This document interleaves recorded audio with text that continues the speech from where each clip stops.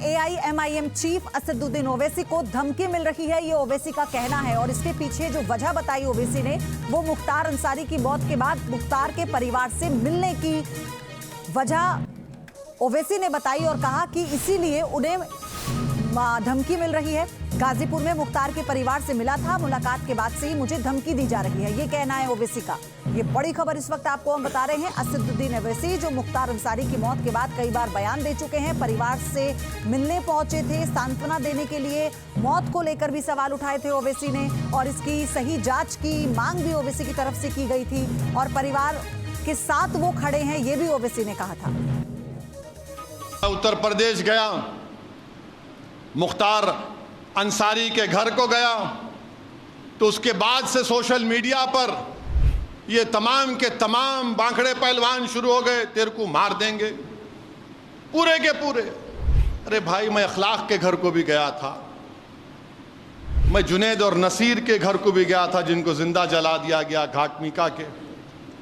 मैं उन लोगों से कहना चाह रहा हूं जो मुझे धमकियां दे रहे हैं, एक बात याद रखो, मैं जिस दीन पर चलता हूं ना, मैं उनसे मुखातिब हूं। मैं जिस दीन पर चलता हूं ना, मेरे को यह दीन ऐसा चमन में चल के नहीं मिला। मेरे को यह दीन मेरे को बादशाह के महलों से नहीं मिला। मेरे को यह दीन मुझे नरम नरम कालीन से चलकर नहीं मिला। मेरे को यह दीन मुझे मिला तो बदर और हुनैन से मिला। यह दीन मुझे मिला तो अहद से मिला। ये दीन अगर मुझे मिला तो करबला से मिला। इस दीन की बुनियादों में अब्बास अलमबरदार का खून है। जालिमों, तुम मुझे जानते नहीं, तुम मेरे दीन को नहीं जानते। मार देंगे रे, तू मारना चाहे मार ले, मेरा वक्त नहीं है तो नहीं मरूंगा, वक्त है तो बराबर मरूंगा। तुम क्या मार देंगे? मार देंगे। अरे जालिमों, कुरान में अल्लाह लिख रहा है कुल्लु नफ्सु ज़ाइक़तुल मौत, और मैं इन शैतानी ताकतों से कह रहा हूं जो बोले मार देंगे। एक बात याद रखो, मैं कोई मुर्गी का बच्चा नहीं हूं। एक बात याद रखो, मुर्गी का बच्चा नहीं हूं। बात के हालात तुम जानो। फिर मैं इतना आसानी से जाने वाला नहीं हूं, पीठ नहीं दिखाऊंगा इंशाअल्लाह ताला। तुम क्या, तुम्हारे बाप भी आ जाएंगे तो सामने ठहरूंगा मैं इंशाअल्लाह ताला। मगर याद रखो, मोमिन फना नहीं होता। मोमिन फना नहीं होता। अब कैसे नहीं होता? मौत क्या है? जिंदगी और मौत एक हकीकत है ना? जिंदगी और मौत के दरमियान में खिजाब है। तो एक घर से दूसरे घर को जाएंगे आप, तो फना कैसे हुए? एक घर से दूसरे घर को जा रहे आप और हम, तो फना कहां से हुए? तुम फना हो जाओगे, हम फना नहीं होंगे इंशाअल्लाह ताला। तुम्हारी नस्लें फना हो जाएंगी, हम फना नहीं होंगे। हम एक घर से दूसरे घर को मुंतकिल होते। मुस्तदराक एक हदीस की मशहूर किताब है। उमर बिन अब्दुल अजीज रदियल्लाहु ताला अन्हु कहते हैं कि आखिरत की जिंदगी की तैयारी करो। मोमिन फना नहीं होता, वो एक घर से दूसरे घर को जाता, एक घर से दूसरे घर को जाता है। तो मौत से डरना नहीं है, मगर डरना इस बात से कि मौत के बाद क्या होगा।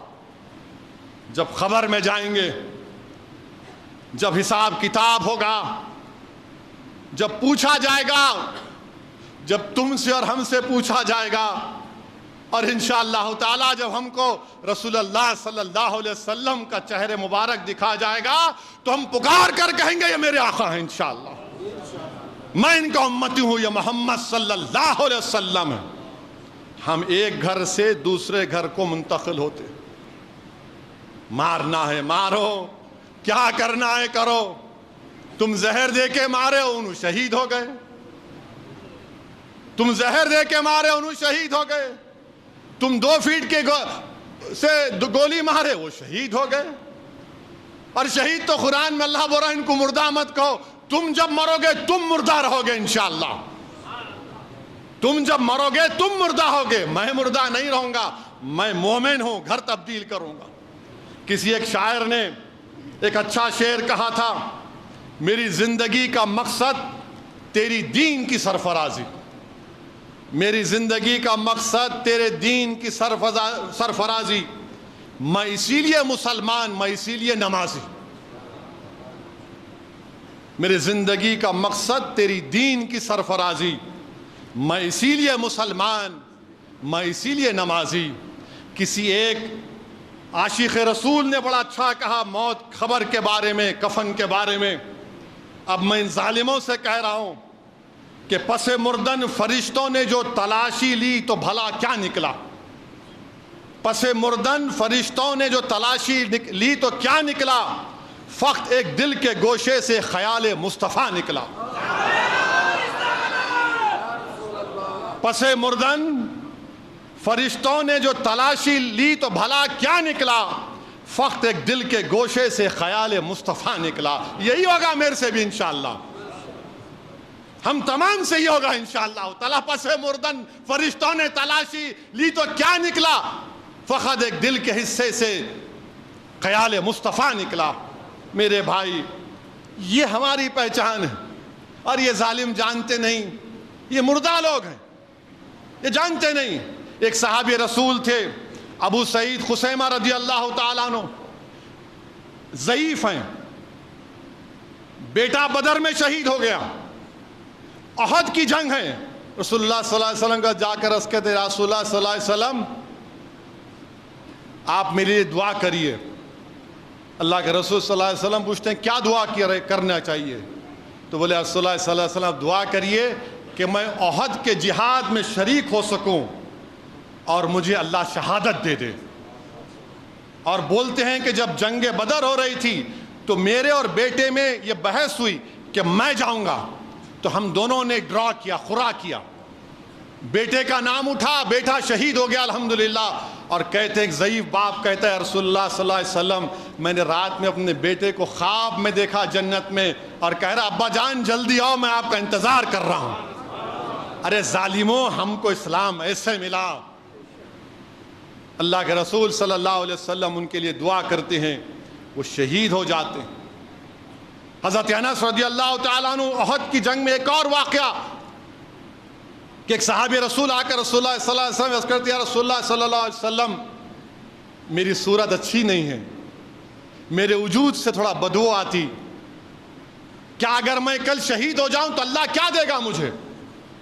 اللہ کے رسول صلی اللہ علیہ وسلم فرماتے ہیں اگر تو جہاد میں شہید ہوگا تو اللہ تجھے جنت دے گا، تو شہادت کے اعلیٰ مقام پر پہنچے گا. وہ جنگ میں حصہ لیتے، شہید ہو جاتے، جب ان کی لاش کو دیکھتے ہیں تو چہرہ نورانی ہو جاتا، جسم سے خوشبو آتی ہے. اور رسول اللہ صلی اللہ علیہ وسلم فرماتے ہیں کہ جنت کی حوریں اس کے استقبال کے لیے کھڑی ہوئی ہیں. تم ہم کو مارتے مارو پیارے، کون روک رہا تم کو؟ میری زندگی اللہ لکھ دیا ہے جب میں اپنی ماں کے پیٹ میں تھا. میری ذلت، میری عزت، میری رزق، سب چیز اللہ لکھ چکا ہے. تم کیا لوگے مجھ سے؟ ارے یاد رکھو، دنیا میں رہیں گے تو غازیوں کی طرح رہیں گے، یا پھر موت آئے گی تو شہادت کو پسند کریں گے، اور حشر کے میدان اپنے ماں باپ کو شرمندہ ہونے نہیں دیں گے انشاءاللہ.